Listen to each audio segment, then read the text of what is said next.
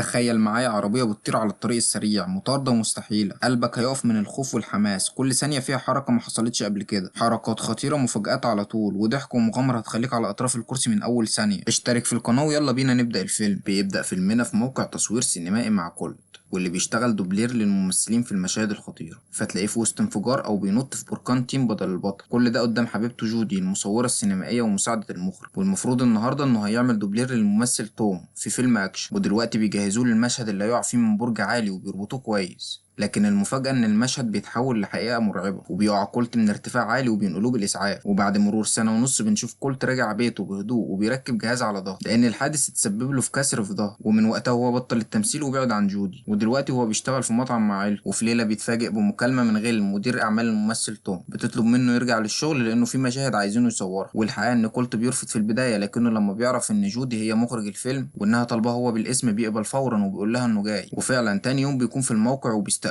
وبيشرحوا له دوره في الفيلم. والمفروض ان كولت هيركب عربيه وبيتقلب بيها في الرمال، وبيبدا التصوير وكولت بيجري باقصى سرعه بالعربيه وسط الانفجارات وبيتقلب بيها كذا مره. وبينتهي المشهد وبيجروا المسعفين والمخرج عشان يطمنوا عليه. وهنا بتتفاجئ جودي ان اللي قام بالمشهد ده هو كولت، فبيعرف انهم ضحكوا عليه عشان يرجعوه للشغل وهي ما كانتش عايزاه. فبتقول له انها مش عايزاه لانه غاب عنها سنه وهتجيب غيره، بس بيقولوا لها ان محدش موجود غير كولت، فبتوافق انه يكمل. وبيبدا المشهد اللي بعده وبيكون كولت بيجري وسط الانفجارات والنار والعه فيه. وبعد ما بينتهي المشهد بيطفوه بسرعه، لكن يظهر ان جودي قررت انها تنتقم منه وبتطلب منهم انهم يعيدوا المشهد تاني ويولعوا فيه النار كذا مره. وبتقول له على سيناريو الفيلم، لكن يظهر انها خلطت بين السيناريو وقصتهم. وبعد ما بينتهي التصوير بيروح كولت على اوضه غيل عشان يسالها هي ليه كدبت عليه. فبتقول له انها جابته هنا عشان موضوع اهم من التصوير، وهو ان الممثل توم مختفي بقاله يومين، وده لانه اتورط مع بعض الاشرار اللي خطفوه وهي ما تعرفش عنه حاجه. عشان كده طلبت منه يجي هنا عشان يدور على توم ويجيبه يكمل تصوير، وانه مفيش قدامهم وقت اكتر من 48 ساعه بس عشان يرجع توم للتصوير ويكمل فيلم حبيبته جودي. فبيوافق انه يروح يدور على توم ويرجعه. بعدها بيروح كولت على الفندق اللي كان ساكن فيه توم، وبيدخل الجناح بتاعه بالمفتاح اللي اخده من غيل، وبينده عليه لكن محدش بيرد عليه. وفجأة بيلاقي واحدة بتجري عليه بالسيف، فبيحاول يهرب منها في كل مكان، واخيرا بيقدر ياخد السيف من ايديها. وبتقول له انها ممثلة وكانت حبيبة توم لكنه اختفى وما تعرفش هو فين. فبيسألها لو تعرف الاماكن اللي بيروحها توم، فبتقول له انه بيروح الكازينو ويقابل دون الديلر بتاعه اللي بياخد منه المخدرات. وهنا بيقرر كولت انه يستغل الشبه بينه وبين توم ويلبس لبسه ونضارته ويدخل الكازينو على انه توم ويقابل دون اللي طبعا بيعرف انه مش توم. فبيشربوا مشروب واضح ان فيه مخدر بيخلي مخه يهلوس. وفجأة كولت بيلاقي رجالة دون بيمسكوه عشان ياخدوه معاهم. وهنا بالرغم من حالته لكنه بيقاومهم وبيفضل يضرب فيهم. ساعتها دون بيهرب منه وبيجري بسرعة يركب تاكسي، لكن كولت بيجري وراه وبيقف قدام التاكسي عشان يوقفه. وهنا دون بيخاف وبيعترف له بكل حاجة، وبيقول له انه حط له مخدر في المشروب لانهم طلبوا منه كده، وبيقول له ان السر مع كيفن، وبيقول له على كلمة السر بينهم. وفعلا بيرجع كولت على الفندق وبيسأل على كيفن وبيقول لهم ان هو عايز طبق فاكهة. وساعتها كولت بيلاقي كيفن جاي له وبيديله مفتاح أوضة يدخلها. المشكلة ان المفتاح ما بيفتحش الباب، لكن كولت بيقرر يفتحه بطريقته وبيكسر الباب. بس لما بيدخل الأوضة ما بيلاقيش حد، لكنه بيلاقي ستارة قدامه. واول ما بيفتحها بيلاقي بانيو فيه جثة متغطية بالتلج. فبيهرب بسرعة بره الأوضة والفندق كله، وهو بيكلم غيله وبيقول لها على كل حاجة. والجثة اللي لقاه انه لازم يبلغ الشرطة، لكنها بتقول له ما تبلغش حد وهي هتتصرف. فجأة بيلاقي ضابط شرطة بيخبط على ازاز عربيته، فبيقرر انه يقول له على الجثة. بس الغريب انهم لما بيرجعوا الأوضة ما بيلاقوش اي حاجة. وتاني يوم في موقع التصوير بيكون عايز يحكي لجودي كل حاجة، لكنه بيتفاجئ بها بتقول له ان توم مختفي وانها قررت تستغنى عنه وتخلي كولت هو اللي يمثل كل المشاهد بتاعة الفيلم، بس هتعمل خدعة وتحط وش توم بداله في المونتاج. وبيبدأ فعلا يصور كل المشاهد بتاعة توم. وبعد ما بيخلص جودي بتشكره وبتعزمه على حفلة بعد الشغل وبيوافق. بس المفاجأة انه بعد شوية بيلاقي غير اللي جاي عليه وبتقول له ان الموضوع بقى خطير وانهم لازم يسافروا بعد الشغل، وانها حجزت له طيارة خاصة. فجأة بيلاقي قدامه ألما، ودي المساعدة الخاصة بتاعة توم،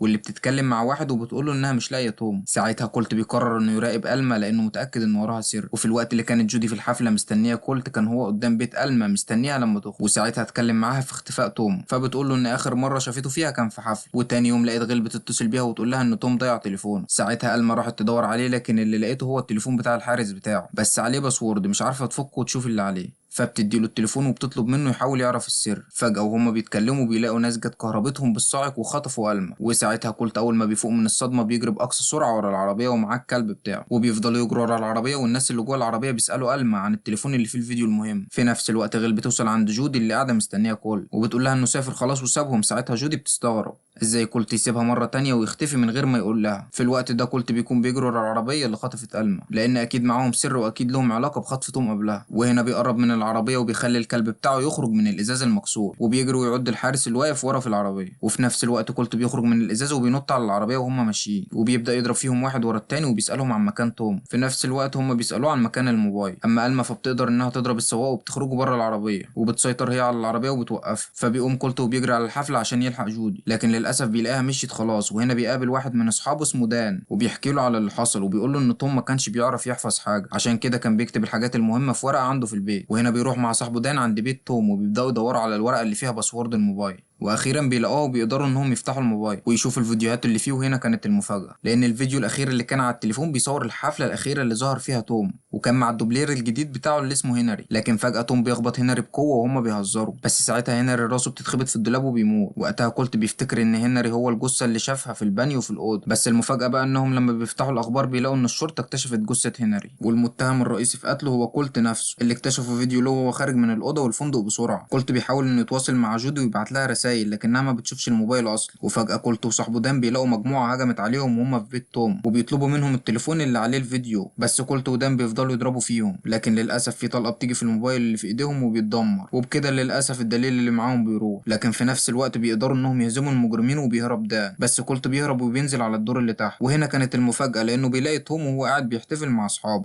ولا كأن في أي حاجة. وهنا للأسف بيقدروا انهم يسيطروا على كل. وفي نفس الوقت غيل بتكون عند جودي وبتحكي لها اللي حصل، وان حبيبها كولت هو اللي قتل هنري. بس هي طبعا ما بتصدقش كلام غيل، وفجأة بتبص في الموبايل فبتلاقي رسائل من كل. بس الغريب ان غيل بتاخد منها الموبايل وبتعمل كأنه وقع منها في العصير عشان تبوظه. بنرجع تاني لكولت اللي قاعدين مكتفينه وبيضربوا فيه عشان يقول لهم على مكان التليفون. ساعتها بيبدأ يكتشف أسرار مرعبة بيقولها لتوم بنفسه. المفاجأة بقى ان توم هو اللي تسبب في الحادثة اللي حصلت لكول، وهو اللي قتل هنري. وده لأنهم كانوا بياخدوا منه الأضواء وبينافسوه في انهم يقدروا يعملوا المشاهد الخطر وهو لا. وطبعا غيل كانت بتساعده في كل حاجة. ودلوقتي هم يعملوا نسخة جديدة من الفيديو ويركبوا وش كولت بدل وش توم عشان يبان ان هو اللي قتل هنري، لكن لازم الاول ياخدوا الموبايل اللي مع كول. وهنا بيقول لهم ان الموبايل اخد طلقة واتدمر. ساعتها بقى بيقرروا انهم يخلصوا عليه وبيفضلوا يصبوا عليه بنزين عشان يولعوا فيه بالنار. لكن المفاجأة انه بياخد شوية بنزين في بقه، واول ما الراجل بيقرب منه بالنار بينفخ البنزين في وشه، فالنار بتمسك في الراجل وهو بيقدر يهرب ويركب اللانش وينطلق باقصى سرعة. فبيطلعوا وراه بالمركب بتاعتهم وبيفضلوا يضربوا عليه نار. لكن وقتها هو بيتصل بجودي وبيحكي لها على كل حاجة، وبيقول لها انه ندمان انه بعد عنها. وفجأة بتجيله فكرة عبقرية وبينط بالمركب بتاعه وسط انفجار ضخم. ساعتها بيتصلوا بغل وبيقولوا لها، فبتتصل بجودي وتقول لها ان كولت مات. لكن طبعا هي مش بتصدق، والحقيقة ان كولت نط في النار لكن طلع من الناحية التانية وخرج من المية. المهم ان الاخبار كلها بتنشر خبر ان كولت انتحر ومات في انفجار قوي، وبينتشر الفيديو اللي عملوه لكولت وهو بيقتل هنري. تاني يوم في موقع التصوير بيظهر توم عشان يكمل الفيلم، لكن جودي بتكون في اوضتها وهي مش مستوعبة اللي حصل لحبيبها. وفجأة بتلاقي واحد لابس بدلة وداخل عليها، فبتفضل تضرب فيه وهي فاكرة انه واحد من المجرمين. بس المفاجأة انه بيطلع كولت وبيحكي لها على كل حاجة بالتفصيل، وبيقول لها ان غيل كمان مشتركة معاهم في الجريمة ولازم تخاف منها. بس المهم دلوقتي انها لازم تكمل الفيلم بتاعها عشان تنجح. وهنا جودي بتقول له انها هتكمل فيلمها وفي نفس الوقت هتظهر براءتها. وفجأة بتلاقي غيل بتخبط عليها وبتتكلم معاها بشكل طبيعي، وبتقول لها انها عايزه توم يرجع يكمل الفيلم وهتخليه يعمل مشهد صغير من غير ما تتسبب له في اي خطوره. تتفق جودي معاه على المشهد اللي هيعملوه لتوم ويخلوه يسجل اعتراف. وفعلا بيرجع توم يكمل المشاهد بتاعته في الفيلم لحد ما بيجي عند المشهد الخطر. بتخليه يركب عربيه وبتكتف ايده وتقول له ان العربيه مش هتتحرك. وفجاه بيركب جنبه من الناحيه التانيه وبينطلق باقصى سرعه بالعربيه وبيعمل بيها حركات عنيفه بتخلي توم يخاف ويقول الحقيقه. وقتها كانوا الحراس بتوع توم انطلقوا بالعربيات وراه، لكن على الناحيه التانيه كان دان ومجموعتهم بيعطلوهم. واخيرا بيعترف توم بجرايمه وبيقول ان غيل هي اللي ساعدته في كل حاجه. والمفاجاه بقى انهم كانوا بيسجلوا له كل اللي قاله، وفي النهايه بيتقلب كولت بالعربيه لكنهم بيخرجوه منها وهو كويس. وقتها غيل بتروح عند الراجل اللي ماسك التسجيل وبتهدده بالمسدس وبتقدر تاخد منه التسجيل اللي سجله. جودي بتحاول تمنعها لكنها بتهرب منها بالتسجيل. وفي الوقت اللي جودي بتضرب فيه رجاله غيل كان دان ومجموعته بيضربوا حراس توم، لكن للاسف وقتها بتكون غيل قدرت تركب طياره هليكوبتر وبتطير بقى هي والتسجيل وتاخد معاها توم عشان يهربوا. بس كولت بيقدر انه يركب عربيه سريعه بيلحق يمسك الطياره قبل ما تبعد.